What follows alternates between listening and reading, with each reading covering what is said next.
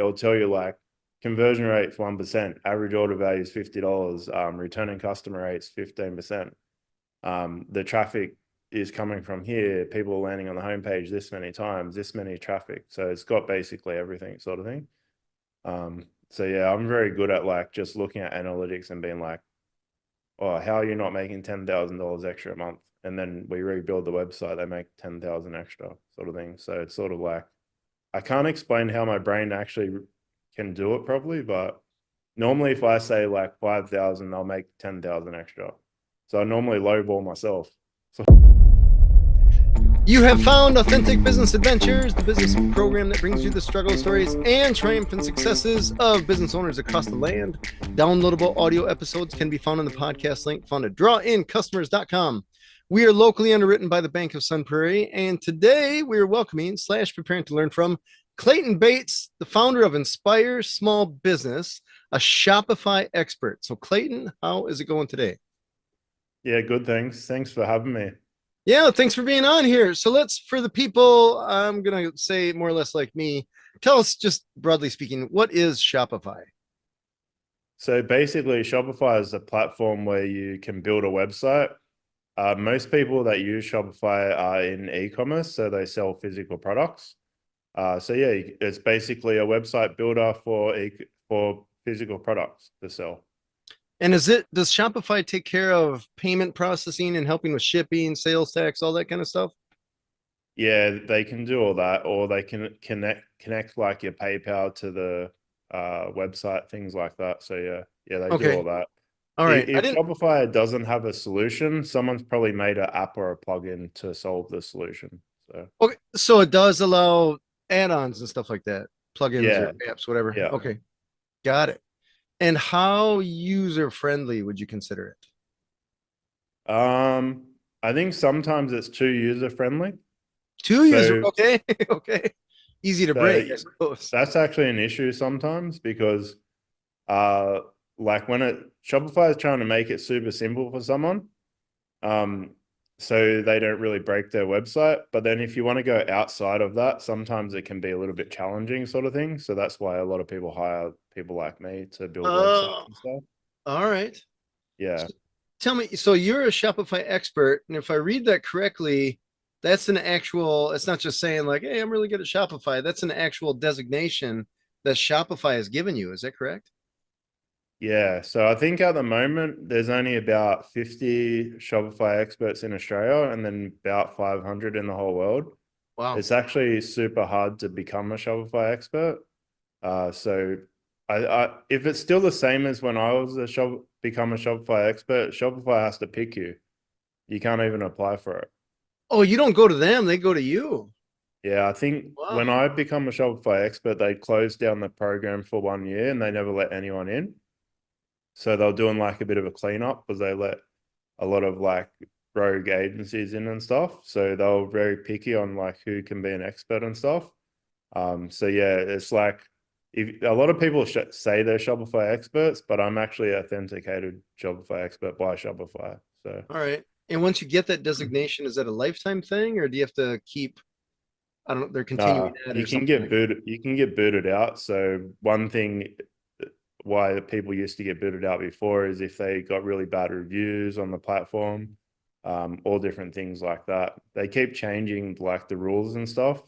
So it's hard to always know 100% why they kick people out or stuff like that. So yeah, That seems to be the MO of most tech companies or software based companies to just keep the yeah, mystery alive and change the rules of the game without necessarily knowing or tell I should say without necessarily telling the players or letting them know.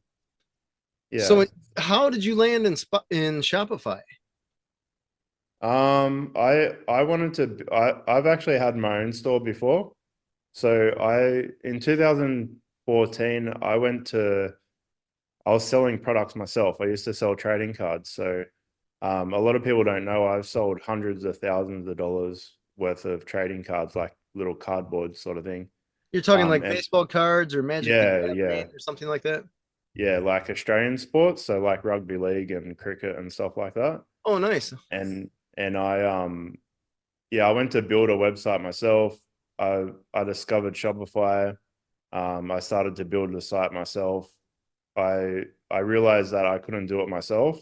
So I contacted agencies and stuff, and a lot of them had sent over like really large quotes and stuff. And I was like, do I pay the agency or do I learn how to do it myself and buy more stock? So I decided to learn how to do it myself. What I've learned now is if I hired one of those agencies, I probably would have made two or $300,000 extra. But then I wouldn't be in the position I'm in now. So me going and learning how to build a website really like ended up being how I ended up having an agency building websites. Because All right. I'd done that business for a while. I was a bit burnt out from it, and I was having a bit of a crisis in my life. I had a good job, had a business on the side, and I was like, I'm not happy. What do I enjoy? And the only thing I could think of is that how much I liked building the website. And I thought, oh, can I start an agency building websites? And that's how it sort of started nearly 6 years ago now. Oh, nice. So you, at what point, I should say, did you decide to leave the regular job, the W-2, well, maybe it's not W-2s in Australia, the regular paid job before Um, and actually flipping the switch to be exclusively on your own? I basically sat down at my work computer, wrote Raise the Nation, gave it to him while I cried. Hate to admit that I cried, but it just had got me down so much, sort of thing, that it sort of broke me a little bit at the end. And then I had no plan. I still had my card business on the side. Had no plan. The first year in business, I hardly made any money. Like I nearly went bankrupt the first year. I come within about a week of going bankrupt.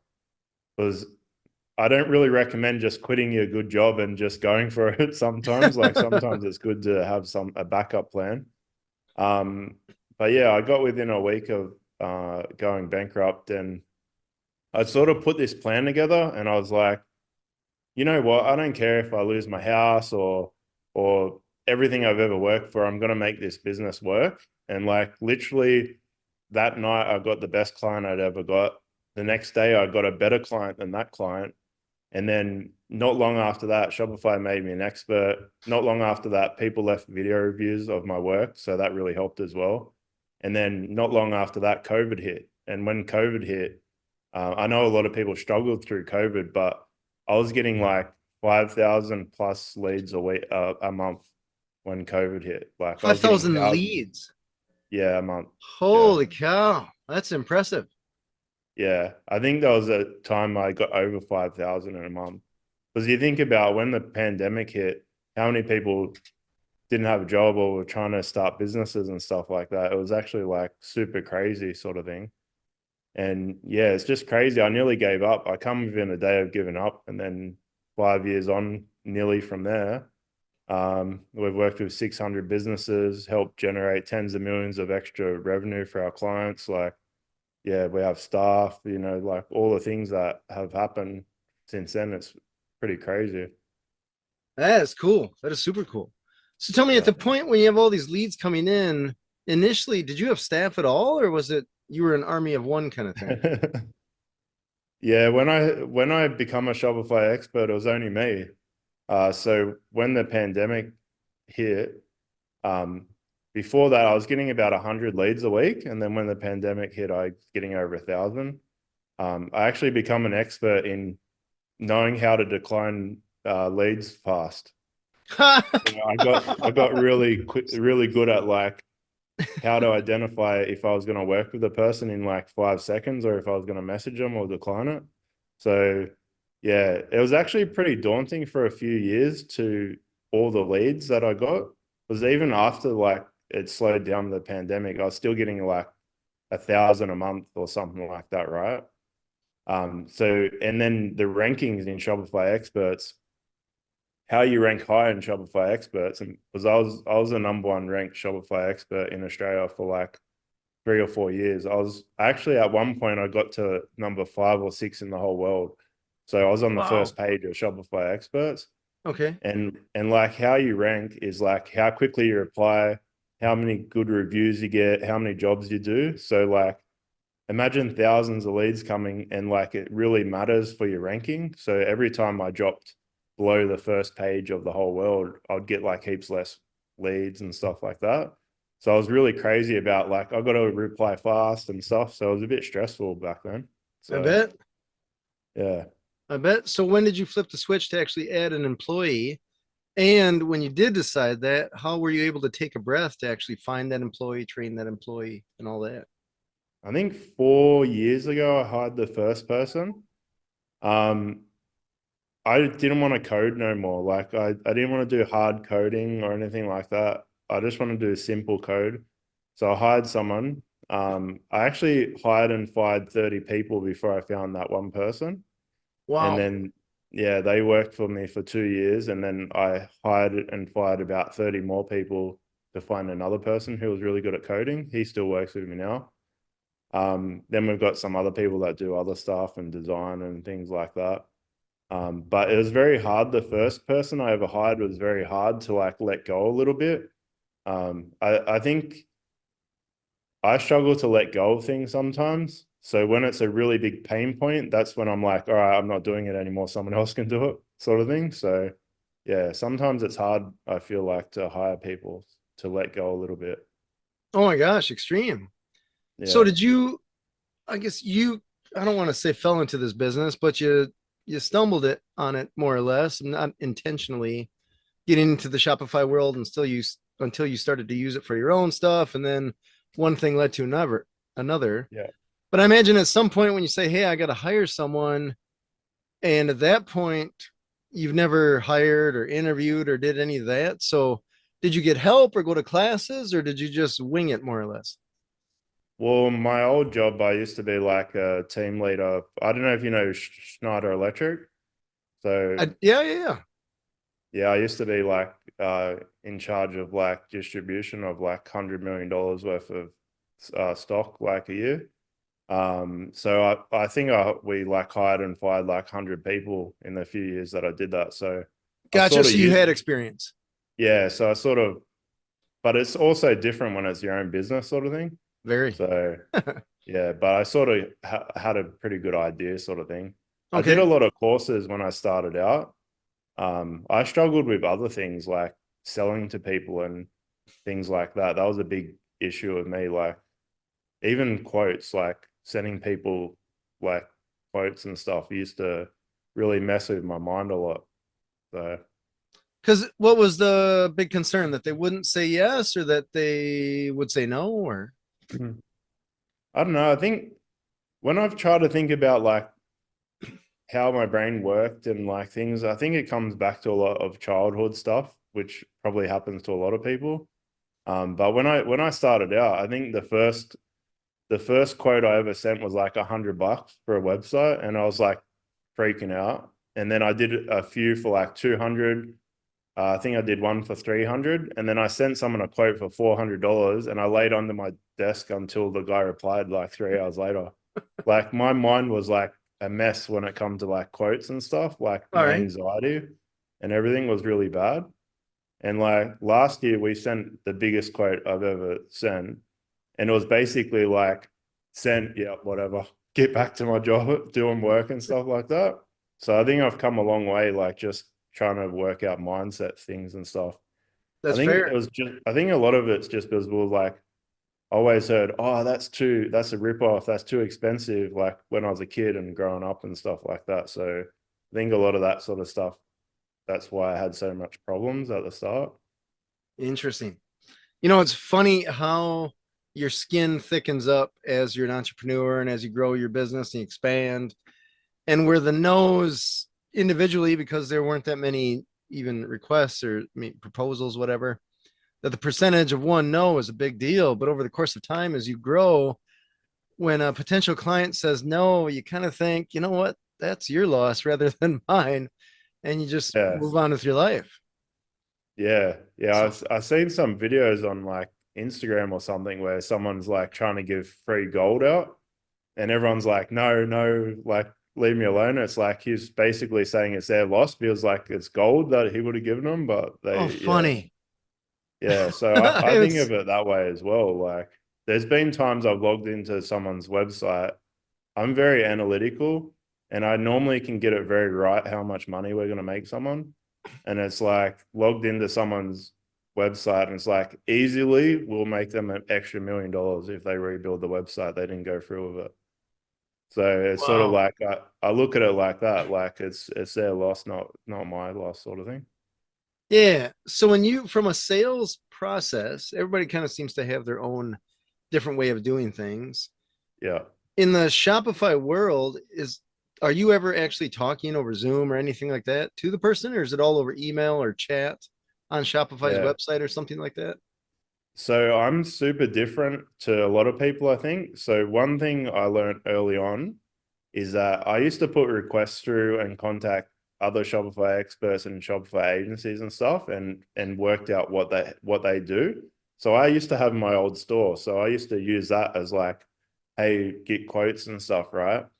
And so many people just send these big text sort of messages and techie sort of wording and stuff. And early on, I realized like you can't sound techie in the messages. So what I do, I actually record a Loom video. So I actually go through their website, give them tips and stuff for 10, 20 minutes, like how they can fix stuff. I've actually done 2,000 of them. I do them completely free. And it basically just goes through, tells them all the stuff where they can improve on that.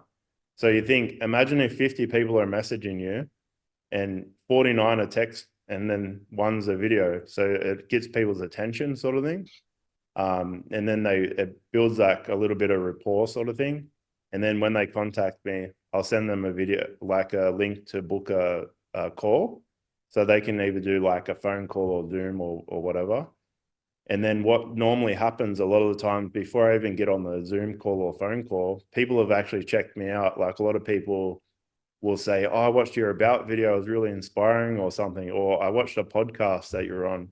So it's by the time I send a quote, like when I'm on the Zoom call, there's no real selling. I'm just learning about their business. I'm asking them some questions. I don't pressure them. I don't even send a quote on the call. I just wait until after it go through. I'll send them a Loom video going over their quote and stuff like that. So you think by the time they know the price, I've already like sent them a free Loom video about their website. I've been on a call. They've watched podcasts about videos on me and stuff like that. So I'm really about like, building a connection and stuff like that with people, building rapport and stuff. So I think that's really important. Yeah, that's super cool. You gave Yeah. them essentially this is the runway that we're going to take off from, and essentially giving them enough information. It sounds like they could do it on their own if they really wanted to. But Yeah. in most people's world, I guess speaking from experience, you're too busy to do that. So it's easier just to find the right person to outsource it to, or right company, I should say, to outsource to. Yeah. I've always believed in giving value for free without expecting nothing in return. That's actually one of the reasons I am a Shopify expert, because I went onto the Shopify community forum and I think it was 950 posts giving people feedback for free on their websites. And one of the bosses at Shopify, I did that in a year.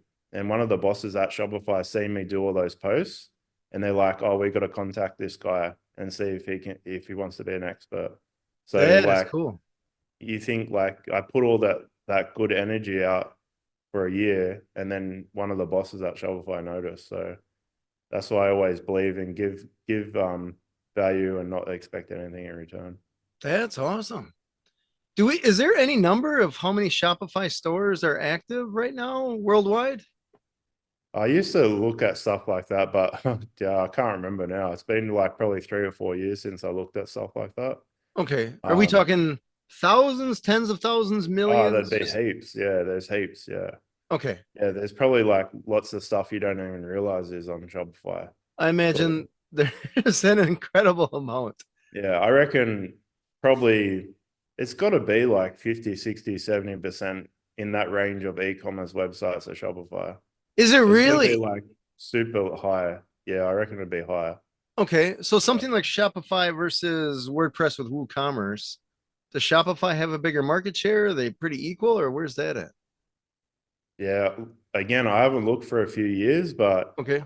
I get thousands and thousands of leads, tens of thousands of leads, and like even not even through Shopify Experts, and you think hardly any of those people have other platforms. I think 2023, 2024, more and more people have been coming over to Shopify. Okay. So since Shopify did a big update, Shopify 2.0, I've noticed a lot of more people are going to Shopify and transferring all their data over to Shopify. Oh, that's Um, cool. so yeah, I think it's pretty high. Yeah, but without knowing off the top of my head. So Sure. Yeah, it's more, I guess, a curiosity thing.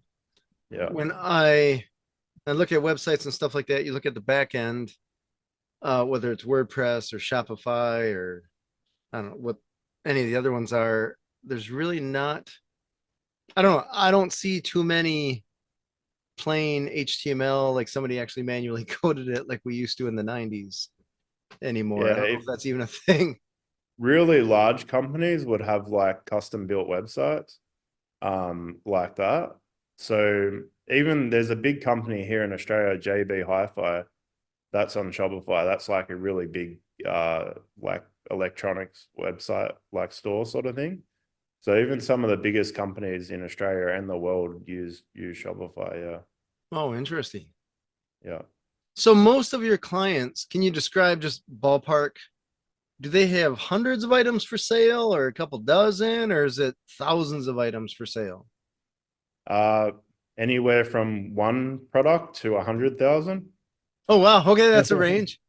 So, Yeah, so we've worked on a website with 100,000, and we've worked on one with 70,000, and my old store had 10,000. okay. So yeah, so pretty big range. Yeah. So I imagine when you were talking about the trading cards, one of Yeah, the things that struck me as interesting is I mean, you have a trading card of this whatever famous rugby player that gets yeah, sold. That product then is now off your store. So that means every time you get a card to sell, that's a one-time thing versus, hey, I want to sell whatever. I want to sell this pen. I throw it on Shopify and I have 5 million of these pens to sell.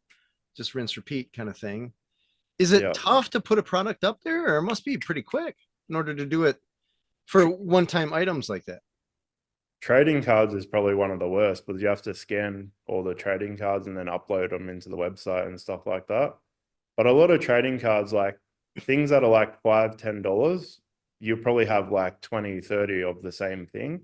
It's only really the expensive ones that are like one time sort of thing. Got it. It's not that hard to add products sort of thing. I'd say normally it's real when people are like wanting to build a website, it's such a daunting task to do everything. So normally when we build a website and they only focus on the products, it's a lot easier. Over time, Shopify has made it easier to add products too. So 10 years ago, it was a lot harder to add products than it is now. One of the big issues with Shopify until recently is that like bulk editing stuff, you couldn't bulk edit a lot of things like very fast. So for Oh, example, product descriptions and things like that. So now they're slowly integrating more things to make it easier for you sort of thing. So over the last probably 2 years, they've made it a lot easier to add products and bulk edit products and things like that. oh, that's cool. That's very Yeah. cool. I think the founder is really focused on trying to make it as good as it possibly can be. Like the founder used to have a snowboard website. So the reason Shopify exists is because he couldn't find a solution to build an e-commerce website. So he made Shopify. So So sorry, how old is Shopify? uh, what is it, 12 years? I'm not sure. It's at Okay, least so 10 years. I've been using it since 2014. So it's at least okay, 10. so relatively speaking, it's a young company. Yeah. Yeah. Okay, got Yeah. it. Interesting. And when you get the leads, are the majority of them coming through Shopify or are people finding you with all the content in your own website and stuff like that? So until about 6 months ago, it was like 80, 90% through Shopify Experts. So about 6 months ago, they changed how Shopify Experts work. So in the back end of your website, of your Shopify website, there's a button that says hire an expert. And what used to happen is that people would fill out a request and press submit, and it would go to all the experts. and then they changed it to prioritize the country you're in. So it would go to like, so if someone from Australia filled it out, it prioritized to all Australian experts. And then about 6 months ago, they changed it where you can't submit a request anymore. What you have to do, you have to pick the Shopify expert. So when you go through, you actually have to go through the list and pick someone to message. So my leads have went down quite a lot in the last 6 months. So Oh, I've been working. So it went from like minimum 100 like to like 500 plus to like 10 a week. So a pretty whoa, big difference. that's a But drop. Holy cow. yeah, but the thing about that as well is the people that message me now are like, they picked me. Like, do you know what I mean? So they're Mhm. like, I like this guy, I'm going to message him. Where before, if you think about 100 people randomly doing a request compared to 10 people that picked you, is like, it's actually a lot better. It's better than you think. Um, but then I've been working out other strategies and stuff to get clients and stuff. Uh, I always knew something like this would happen. So I've been preparing for this for like a lot of years, where I knew that this couldn't last forever. You couldn't get thousands of leads for free forever. So I've been preparing and thinking about things like this. I tested a lot of things last year, and then basically I think it all worked out. Like it was all good timing. I'd already worked certain things out. So I've been doing a lot of networking and stuff like that, and building good relationships with other agencies and different things like that. All right. You raise a very interesting point. If you're getting thousands of leads, that means that essentially you have to respond to those leads super fast. That's going to take a lot of time. But if you Yeah, say if you're closing, I don't know, whatever, 1%, 10% versus getting a smaller group, but those are, you can close 90% of them. It's less time, it's more productive. So it's probably a win. yeah, it is. Yeah, I think it's a win sort of thing. Because if I got 1,000, I'll decline 900 of them because I'd Okay. know like 900 it wasn't a good fit sort of thing. So you think, imagine declining 900 of them, like that's pretty time consuming. Do you know what I mean? Hugely time consuming. Yeah. Even if it takes like 5, 10 seconds each one, Right. yeah, it's still pretty time consuming. 900 is So a big multiplier. So, yeah. Yeah. So they've sent me probably like 50,000 leads or something. I don't know, some more than that probably. So imagine I probably declined 40,000 leads. So if you times that by 10 seconds, it's quite a lot of time. yeah. So yeah, but it's all good. Like I reckon it's a lot better this way. All right. Very cool. Yeah. And are you working with websites worldwide? Yeah. Yeah. Everywhere. So mostly Australia, US. It's actually funny when the first few years in business, 80% of my clients were from the US because the way Shopify Experts used to work, I used to rank higher on the whole world. So a lot of US people were messaging me all the time. So for the first 2 or 3 years, 80% of my clients were US. And then when Shopify flipped it to prioritize the country you live in, then it went to 80% Australia. But we've worked with people Australia, US, Canada, UK. The one that's really weird is that we've worked with hardly anyone in New Zealand. And you think we're just like New Zealand's so close to Australia, you'd Yeah. think we would have had a lot of New Zealand clients, but we haven't. And then we're working with someone in Dubai at the moment. So Oh, that's nice. pretty cool. Yeah. That was like really cool when that one come through. Yeah. Is there a language barrier at all? Slightly, but I think some things like Australians say, like especially the US, sometimes people laugh and they're like, I don't know what that means, or like we say no worries or no dramas a lot, sort of thing. So yeah, I think sometimes it's just little things like that, or maybe people take it the wrong way, but like I mean well and stuff like that. So Hmm. yeah, it's all good. We're a bit more laid back, I think, in Australia, sort of thing. Well, I don't think that's a bad thing at all. Yeah. Sometimes we're too uptight. So I get it. Tell me, Yeah. when you're working with clients that have a Shopify store, what are some of the mistakes that you commonly see that they have made? I'm going to say mistakes as a word, like maybe they didn't, it wasn't intentional. It was just one of those things that they didn't know, right? There's always five. Like people don't understand how to structure their homepage. Their product page, uh, basically, like you have to have all the information about the product, build trust, benefits if you can, and you have to organize it well. The third one's site navigation. So the more products you have, the more important site navigation is. So for example, if you have 100,000 products, like site navigation is critical, sort of thing. The fourth one is the checkout. So a lot of people, they forget to add their logo and the colors into the checkout. One of the reasons why I think that happens is because in the back end of Shopify, you have a colors section, and then the checkout color section is separate. So you have like a section with all the colors, and then there's another section for checkout, and then there's colors in there. So I think a lot of people miss that, especially like new people.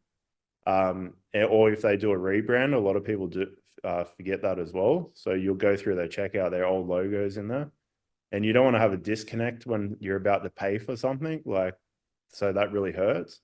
And then the fifth one is mobile friendly. So 50 to 90% of the traffic's mobile. So you really have to optimize the site to work well on a mobile.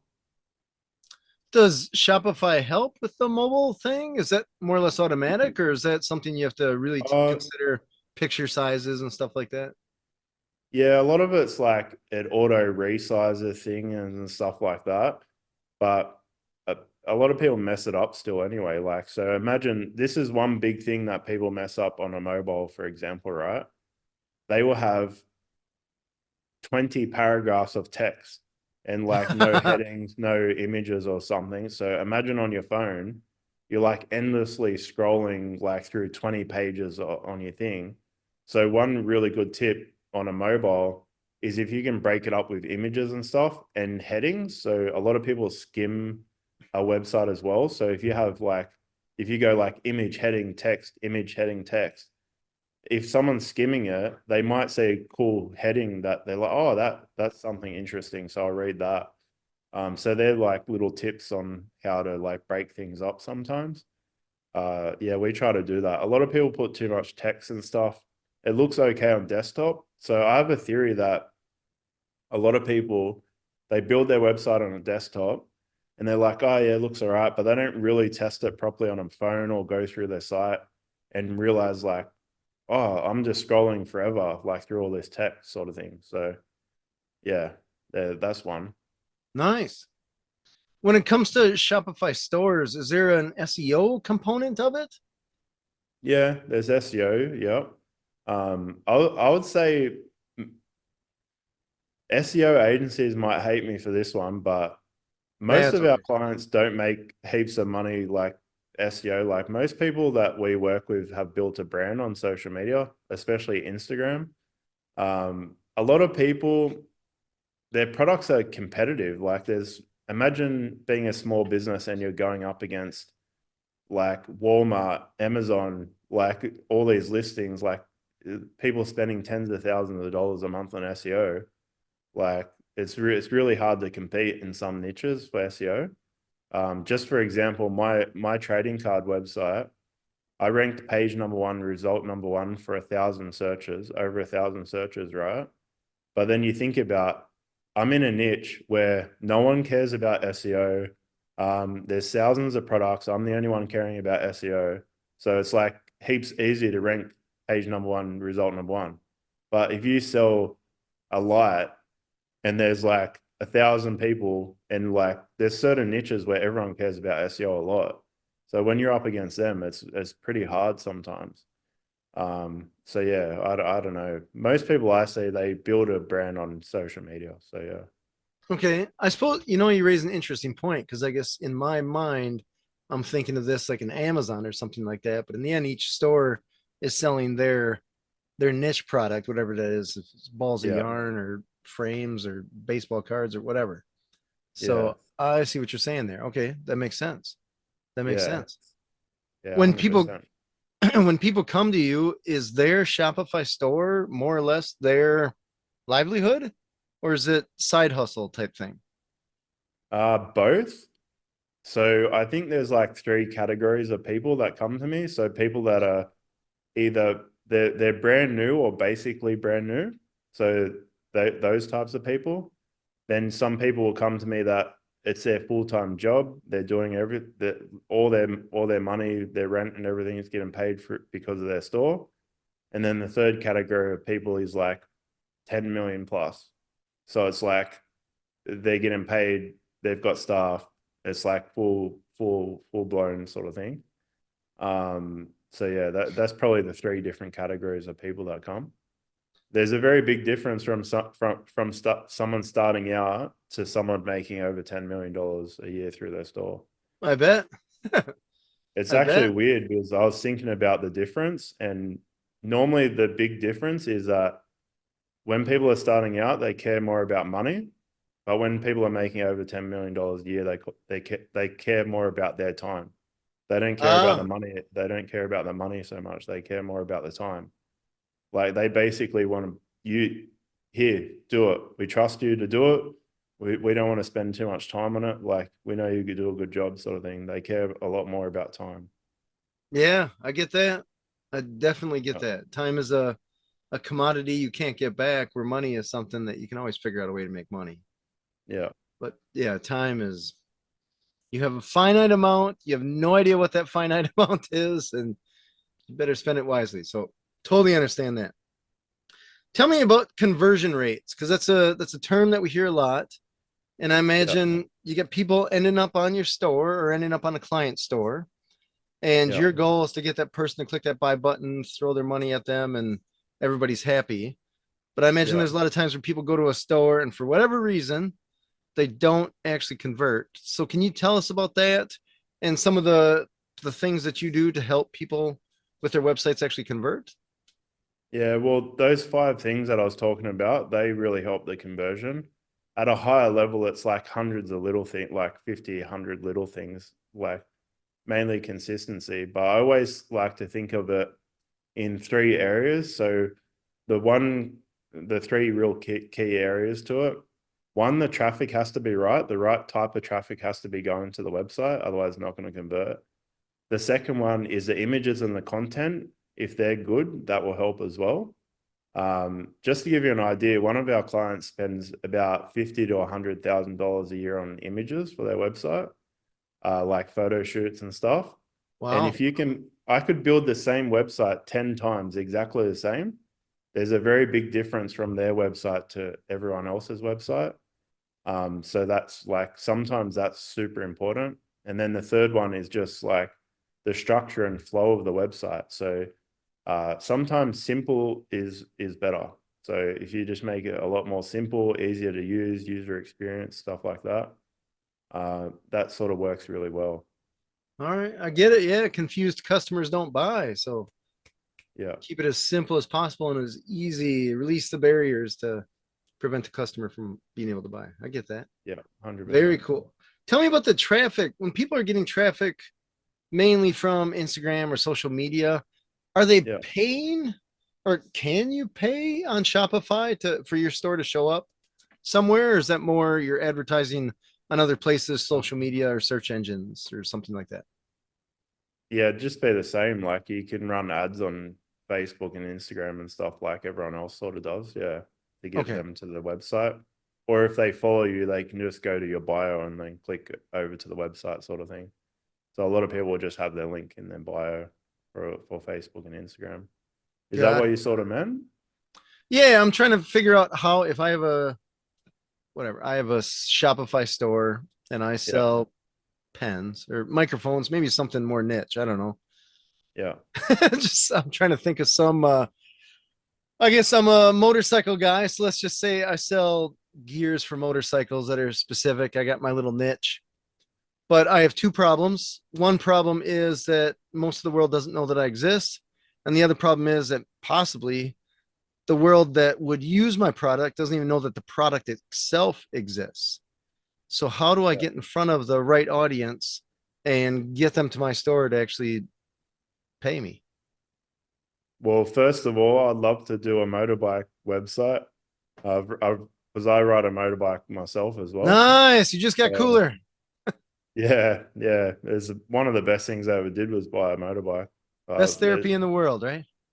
Yeah, like when you're stressed out, just go for a ride and stuff like that. So I love it. I'm very much looking forward to building a motorbike like accessories website or something like that. Very cool. We don't really deal with like getting the people to the website and stuff like that. But I'll give you a good example of someone who had a brand new uh, product that no one had ever made before, new invention and stuff. They just did cool stuff on their Instagram. So Oh, cool stuff that people in their niche resonated with really built their business up. Uh, so they probably did better than nearly any. Like they've done really well. They're like 150,000 followers Instagram, I think, like two or wow. 300,000 on TikTok, just from doing cool stuff in their niche. And they have a product that no one in the world has ever made. So that was pretty cool. And then another person, they have a real bogany. Do you know what bogan means? I do not. Oh, maybe it's a Australian slang sort of thing. So it's almost like, now I'm under pressure now. It's almost like wear thongs and have a beer in your hand and a singlet and shorts and stuff and All right. talk like, "Hey, how's it going?" and all this sort of stuff like that. Okay. Anyway, so they had like a product that, um, now all the Australians are gonna hate me now, but anyway, so they had a product where a lot of the videos they were posting on their Instagram was like all bogany sort of content. It wasn't actually really about their product, and they blew up their Instagram, and they make like millions of dollars selling this product that they have. Oh, And it's just, nice. yeah, both basically just around like being cool to be a bogan like in Australia sort of thing. All right. Bogan. Yeah. I'll have to check that out. Is that a good thing? Yeah, I don't know. Okay. All the comments are gonna be like, "Oh, you let us down in Australia." The entire country. Oh, Clayton, how could you Yeah, do that? Oh, that's funny. yeah. So tell me about analytics. Does Shopify give access to analytics about people visiting a store and where they're coming from? What are they doing? What pages are they going to? Do they Yeah, give you information that is helpful that way? yeah, they do all this. This is one of my strengths, is my brain is very analytical sort of thing. So I can log into someone's store, look at their analytics and basically know how much money we're going to make them straight away. I nearly never get it wrong. I always lowball it and always pretty much always get it right. All But right. basically it'll tell you like conversion rate 1%, average order value is $50, returning customer rates 15%. The traffic is coming from here, people landing on the homepage this many times, this many traffic. So it's got basically everything sort of thing. So yeah, I'm very good at like just looking at analytics and being like, "Oh, how are you not making $10,000 extra a month?" And then we rebuild the website, they make 10,000 extra sort of thing. So it's sort of like, I can't explain how my brain actually can do it properly, but normally if I say like 5,000, I'll make 10,000 extra. So I normally lowball myself sort of thing. So Oh, in my interesting. estimates, yeah. I was just going to ask you, what are you looking at in analytics to figure that out? Yeah. Is it number of visitors, or do you Well, know what you're looking at? one of the things is I've worked with 600 businesses now, and I've probably talked to like, I don't know, like I've done 2,000 free audits, right? So I've looked at a lot of stores, right? So let's just say someone's in fashion niche and their conversion rate's 1%. And you look at their website and it's like, oh, you've got good images, you've got a following on social media. Why is it 1%? Your Most of your products are like $50. Why is the average order value 60? And then you look at the website and it's like it doesn't flow very well and stuff like that. And then you think, all right, they're making 10,000 a month, conversion rate 1%.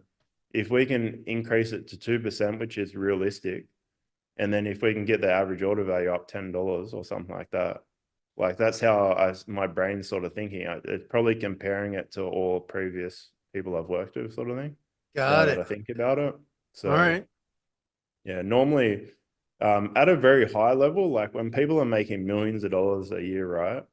If you can increase their average order value, their conversion rate by 0.5%, it's Oh my like gosh. large Yeah. amounts of money. Yeah. Like even like average order value $10. Um, this is one other big mistake a lot of people make now that it's it's making me think about it, is someone will pay someone to build their website, say a year ago, right? And they'll really hold on to, I paid for that website a year ago, right? But the thing is, if they keep looking at things change over a year or 6 months or 2 years, right? A lot of people hold on to, I paid that person a few $1,000s like a year ago, right? But if you paid that money again to someone, it's hundreds of thousands of dollars that you could be making extra, sometimes millions of dollars. Like we worked with someone, £1 million a year they're making. They had their website rebuilt a year before us, right? They're making £1 million a year. We rebuilt the website. It went to £3 million in the next year. Probably £1 million was because of the website we built. So it's like, Wow. imagine if they kept holding on to that they paid the money for that year. That's like £1 million. Yeah. So it's Dang. like not little amounts of money. You know what I mean? Yeah. You know, it's Yeah. interesting segue because I was wondering if people are paying you a one-time thing, you fix their stuff and they move on with their life, or is this a routine? You fix their stuff, but then there's a maintenance, so to speak, as things change and tastes change and the internet changes, stuff like that. So we try to build really good relationships with people. So I could probably cut out like building brand new websites, right? And just focus on people making millions of dollars. But the way I look at it is, and this really helped my agency a lot last year, by the way. If I help these people at the start, at the beginning, if I give them enough to make sales, like not the full blown custom build website, just something really good, help them out, make training videos, stuff like that. So basically, we'll send them a quote. They don't have to pay any more. We will honor the price. Only like 6 times we've had to charge someone extra. So it'll be a one-time fee until the website's built. Then we'll do a couple of weeks support. We'll give them all training videos, like teaching them how to update the website, stuff like that. Then normally people go 3 ways. They'll pay us to do everything forever. So some people have been doing that for 4 or 5 years. The other person will use all the training videos and just update stuff themselves. The third type of person, where this is what most people do, they'll learn how to update their banner, their announcement bar, add a product sort of thing, and then they'll hire us to do everything else, like a hybrid thing. And then we try to have that really good relationship, because if they win, we win. So if they start out and they're not making anything and we help them along the journey and they get to like 500,000, a lot of these people, they come back and they're like, hey, you helped me a lot at the start. Let's custom build the whole website. So it's sort of like, if we help them win, we win. And then if we keep helping them win, we win. Everyone wins for the Yeah. thing. So we even had someone where they started from completely nothing. I helped the guy so much, multi-million-dollar company, and now custom built website. So it's like, it's a really big project. You know what I mean? Like, it's really big. So, and you think like over the years, like everyone's just won. So I just try to focus on good relationships, everyone winning, and like if they win, we win. My staff win because I can hire them. Yeah. Everyone just wins. So that's our goal, sort of thing. I like it. You build upon success, or they can build upon the success that you've helped them get. Yeah, the That's one the cool. one the one thing that really upsets me is that Shopify added this new feature into the partner portal, where you get an email when someone shuts down their website. And like, if I get that email and it says this person shut down their website, it's like really depressing. Oh, Like, I don't want that to happen. I want people to do well. Because obviously, like out of 600 people, not everyone's succeeded. You know what I mean? So right. it's really depressing to get that email, because like everyone I come in contact with, whether they work with us or not, I want them to do well. I mean well, sort of thing. So I just want everyone Fair. to win. I suppose there's certain things out of your control, right? If you're the best, you sell the best typewriter ribbon, eventually that goes away or something like that. Or Yeah, people's lives change, their tastes change. Maybe they won the yeah, lottery or moved to Guam or something like that. Like, I yeah. imagine there's lots of reasons, even if they had a successful store, why they would walk away from it. Oh Probably yeah, not a 100. ton, but I imagine a few. Yeah, 100%. Even like my trading card business was going all right, and I walked away from it. One of our clients a couple of years ago, they were making about 500,000 a year through their website, and they walked away from it. I don't know why. I think mostly stressed. They were too stressed out. The margins were low, so even if though it's higher, there's like a million things why people would sort of thing. But yeah, I probably got to not take it to heart as much, I think. So No, I get it. I think that comes down to the thick skin of the entrepreneur, how you control what you can control and the things that are yeah, out of your control. Because we've had clients with my call answering service that have closed up shop. I've even heard of businesses that were very successful, weren't clients of ours, where the people just retired and instead of selling the business, they just closed the door one day. yeah, And from my point of view, I'm like, are you crazy? You had a gold mine there that somebody would have paid you for. yeah, But I think, I don't know this for sure, but some people, I think after years, they just kind of get tired of it. They have enough money to do whatever it is that they want to do. And even the time to find a buyer is of no interest to them. Like you were saying, where time is very valuable. And they're yeah, like, we got enough money. You know what? We'll just shut the door, click the lights, and move on with their life. yeah, So I get it. I get it. I don't always think it's the best decision in the world, but who am I to judge, right? yeah. As long as people are happy, that's all you can hope for. So Yeah. Yeah. I guess in the end, no business is forever. So no, everything goes to zero eventually, yeah, including right. Whether we want including it to us. or not. Yeah, on a long enough time period, everything goes to zero. Yeah. So, Fair. Very fair. Clayton, how can people find you? they can Google Inspire Small Business. I'll be page number one, result number one on Google. InspireSmallBusiness.com. Instagram's Inspire Small Business, and YouTube is Clayton Bates Shopify Expert. So there's lots of free tutorials and stuff like that, Very and cool. tips and stuff. So YouTube helped me a lot in 2014. So it's a very big passion of mine to give back to YouTube because it helped me a lot. I wouldn't be here without YouTube. That is So incredible. I mean, 10 years ago, that was big move. I mean, YouTube I tell was you, was popular then, but it wasn't on the scale that it is now. YouTube 10 years ago, the big difference when you're trying to find something now on YouTube is 10 years ago, if you wanted a very specific thing, it was a lot easier to find really niche, narrow things.